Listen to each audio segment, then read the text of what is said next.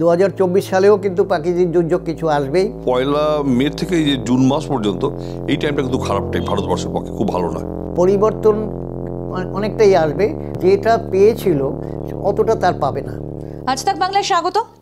নতুন বছর আসছে 2024 আমাদের জন্য কি খবর বয়ে আনছে, মানে গোটা ভারতবর্ষের মানুষ 2024-এ কেমন থাকবেন, কেমন যাবে অর্থনৈতিক, সামাজিক, রাজনৈতিক পরিস্থিতি, সেই বিষয়ে জানবো। দুজন বিশিষ্ট জ্যোতিষী এই মুহূর্তে আমাদের সঙ্গে রয়েছেন। একদম বাদিক থেকে পরিচয় করাবো। আমাদের সঙ্গে রয়েছেন শহর কলকাতার স্বনামধন্য প্রবীণ জ্যোতিষী শ্রী পান্নালাল মুখার্জি, তাকে আমরা শ্রী পান্নালাল হিসেবেই চিনি।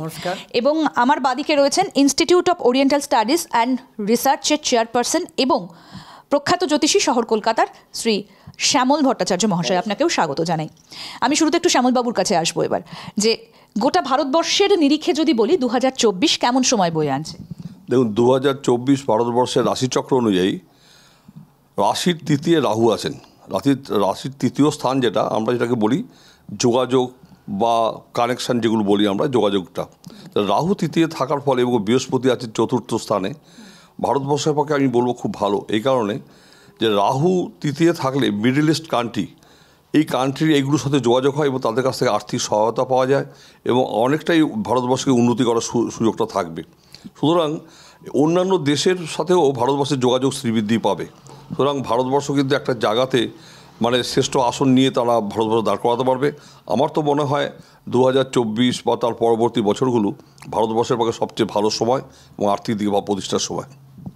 আমি এবার আপনার কাছে যাব যে রাশিচক্রের ভিত্তিতে ভারতবর্ষের সময়টা 2024 কেমন কাটবে? হ্যাঁ, শ্যামলবাবু যেটা বললেন এটা আমি এগ্রি করি। তবে উনি যে আর্থিক দিকটা, যেটা আমরা মকর রাশি হিসাবে ভারতকে আমরা মকর রাশি হিসেবে ট্রিট করি এবং তার সেকেন্ড হাউসই শনি বর্তমানে রয়েছে।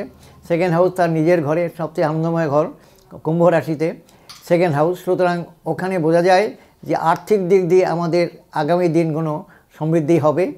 এবং তৃতীয়তে রাহু রয়েছে এবং তৃতীয়তে রাহু থাকা মানেই হলো যে কোনো পরিস্থিতিটাকে মোকাবিলা করার জন্য তৃতীয়তে পাপগ্রহরা তারা সেখানে আরও সক্ষম হয় তাকে ওভারকাম করতে।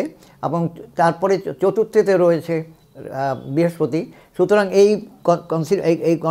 কনফিগারেশনে এটুকু বোঝা যায়, এই কটা ইম্পর্ট্যান্ট গ্রহতে বোঝা যাচ্ছে যে আগামী দিনগুলো আমাদের পক্ষে শুভজনক এবং আর্থিক দিক দিয়ে এবং বৈদেশিক নীতিতে আমাদের সফলতা, বিভিন্ন রাজ্যের কান্ট্রির সাথে একটা সহযোগিতা শুধু নয়, আমাদের একটা প্রাধান্য আমরা পাবো।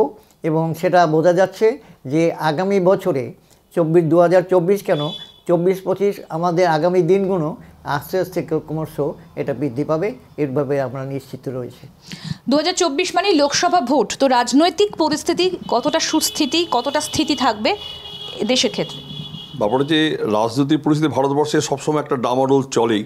তার মধ্যে বিরোধী শক্তি যারা আছে, যে শক্তিটা চেষ্টা করছে এই সব বর্তমান বিজেপি সরকারকে হেনস্থা করার জন্য, কিন্তু আমার মনে হয় আমাদের প্রধানমন্ত্রী মোদিজি, যিনি যেভাবে ভারতবর্ষকে এগিয়ে নিয়ে যাওয়ার বা একটা জায়গাতে দাঁড় করাবার চেষ্টা করেছে, অন্তত আমি তো মনে করি ভারতবর্ষ কিন্তু একটা পৃথিবীর মাটিতে মানচিত্রে একটা শ্রেষ্ঠ আসনের জায়গা তৈরি করে ফেলেছে। সুতরাং সেখানে বিরোধী দলরা যারা সব আঞ্চলিক দল, প্র্যাকটিক্যালি তারা কেউ তো ভারতবর্ষের নিরিখে বড় তো কংগ্রেস ছাড়া কেউ নয়, কিন্তু কংগ্রেসের যা অবস্থা, সুতরাং সেখানে কিন্তু তারা কিন্তু দাগ কাটাতে পারবে না। ভারতবর্ষে কিন্তু একটা আর্থিক প্রতিষ্ঠা পজিশন হবে। সুতরাং এমনি চুরি ছাত্রম যেগুলো বা এগুলো হচ্ছিল ক্রাইম, সেটা ভারতবর্ষে প্রথম থেকেই ছিল, এখনও থাকবে, পরেও থাকবে। সুতরাং তার মধ্যেও ভারতবর্ষ কিন্তু একটা জায়গাতে মাথা তুলে দাঁড়াতে পারবে, এটা আমার মনে হয়। আমি একটু প্রাকৃতিক বিপর্যয়, কারণ আমরা দেখছি যে যোশীমঠ বা ওইদিকে দেবভূমি, বিভিন্ন জায়গার ধস আমরা দেখেছি, বন্যা দেখেছি, বিশেষ করে পার্বত্য অঞ্চলগুলোতে, যেখানে আগে কখনো হয়নি এবছর হয়েছে। আবার বৃষ্টি হয়নি দক্ষিণ দিকটাতে, উত্তর দিকটাতে এত বৃষ্টি হয়েছে। তো সেই দিক থেকে প্রাকৃতিক দুর্যোগ কতটা ভারতবর্ষকে কাবু করবে না, বা প্রাকৃতিক দুর্যোগ হওয়ার কি সম্ভাবনা রয়েছে? এবারও 2024 সালেও কিন্তু প্রাকৃতিক দুর্যোগ কিছু আসবেই, যেটা আমাদের যেমন আমফানে যেমন ক্ষতি করেছে সেরকমভাবে করবে। এবং ভূমিকম্পরও কিন্তু সম্ভাবনা 2024 সালে রয়েছে এবং প্রাকৃতিক বিপর্যয়ের কিন্তু যোগ কিন্তু রয়েছে। এবং আমরা আগামী বছরটা আমাদের সেটাও কিন্তু একটা চিন্তার বিষয়। আমরা কিছুটা প্রাকৃতিক দুর্যোগের মধ্যে দিয়ে আমাদের এগোতে হবে। আচ্ছা, সামাজিক দিক থেকে কতটা? ব্যাপারটা যে আমরা একটা জিনিস লক্ষ্য করে দেখেছি, আমাদের রাশিচক্র বিচার করার সময় শনি এবং মঙ্গল এরা যখন একত্র হয় বা দৃষ্টি বিনিময় করেন, তখন আমরা দেখেছি প্রাকৃতিক বিপর্যয়ে নানা রকম দুর্ঘটনা, অ্যাক্সিডেন্ট যেগুলো হয়ে থাকে, রেল দুর্ঘটনা বা এয়ার ক্র্যাশ, এগুলো তো হয়। তাছাড়া অনেক সময় উগ্রপন্থীদের আঘাতেও ভারতবর্ষের বিভিন্ন জায়গাতে অনেক লোক হানাহানি এগুলো হবে, এবং বিশেষ করে অঞ্চলে অরুণাচল, মণিপুর, এই যে জোনটা, এখানে কিন্তু লোকক্ষয়ের সম্ভাবনা বেশি। এবং সেটা হচ্ছে 1 মে মঙ্গল গ্রহ ঢুকবে কুম্ভ রাশিতে, এবং শনির সাথে 45 দিন ধরে ওখানে থাকবেন। প্রথম যে টাইমটা 25-30 দিন যে টাইম, এটা কিন্তু একটা মানে বড় ধরনের কিছু ঘটনা ঘটার সম্ভাবনা রয়েছে। আর তাছাড়াও ইলেকশনটা ধরুন এপ্রিল মাসে যদি হয়, তাহলে মে মাস ওই টাইমটা কিন্তু একটা রেস্ট থাকবেই কম বেশি। সুতরাং সেই সময় প্রাকৃতিক বিপর্যয়, নানা রকম ঘটনা, অ্যাক্সিডেন্টগুলো হওয়ার সম্ভাবনা খুবই হবেও। এই যে আপনি বললেন না যে একটা কিছু ঘটবে শনি আর মঙ্গল একসঙ্গে থাকলে, এইটা কোন সময়টা ঘটতে পারে, মানে বছরের কোন সময়? যেটা ধরুন 1 মে মঙ্গল ঢুকবে কুম্ভ রাশিতে, শনি ওখানে অবস্থান করছে, এই থাকবে 45 দিন মঙ্গল শনি একসঙ্গে। এই যে টাইমটার মধ্যে মঙ্গল প্রথম ঢুকেই যে অ্যাক্সিডেন্টগুলো করায়, ওরা 25-30 দিন, মানে 1 মাস, এই যে ধরুন 1 মে থেকে 1 জুন, এই টাইমের মধ্যে ঘটনাটা ঘটবে, এই অ্যাক্সিডেন্ট যখন বা এটা। আবার ধরুন সেটা অক্টোবরের শেষ, 2024 অক্টোবরের শেষে, যখন আবার মঙ্গল সিংহ রাশিতে প্রবেশ করবেন, তখন শনি মঙ্গল যখন দৃষ্টি বিনিময় করবে, সেই সময় আবার এই ঘটনাটা ঘটতে পারে। সুতরাং কিন্তু এই 1 মে থেকে এই যে জুন মাস পর্যন্ত, এই টাইমটা কিন্তু খারাপ টাইম, ভারতবর্ষের পক্ষে খুব ভালো নয়। ভারতবর্ষের মানুষের জন্য কেমন কাটবে 2024? ভারতবর্ষের মানুষের সামান্য কিছু উন্নতি হলেও যেভাবে আমরা আছি, জনসংখ্যার তো সংখ্যাটা তো অনেক বেড়ে গেছে, এবং যেটুকু প্রয়োজন সেটা সম্পূর্ণ না হলেও অনেকখানি আমরা এগোতে পারবো, এবং সেটা একটু সময় লাগবে। 2024-এ তো আমাদের সম্পূর্ণ আমাদের যে সমস্যার সমাধান হবে না, তবে সাংসদের নতুন সংসদ হবে 24 সালে, যেটা মার্চ এপ্রিলের মধ্যেই তো হবে, মার্চের এপ্রিলের মধ্যেই নতুন সংসদ হবে। সেখানে ভেরিয়েশন যেমন আমরা আশা করছি এক আইডেন্টিক্যাল তো থাকবে না, যে সংখ্যা গরিষ্ঠতা নিয়ে যে বিজেপি গঠন করেছে তার মিনিস্ট্রি, সেই মিনিস্ট্রিটা সেভাবে থাকবে না, পরিবর্তন তো হবেই। পরিবর্তনটা একটু দেখা যাচ্ছে যে যেটা পেয়েছিল অতটা তার পাবে না, তার থেকে কমবে, কিন্তু গঠনটা তারাই করার সম্ভাবনাটা প্রবল রয়েছে। তো সেক্ষেত্রে আমাদের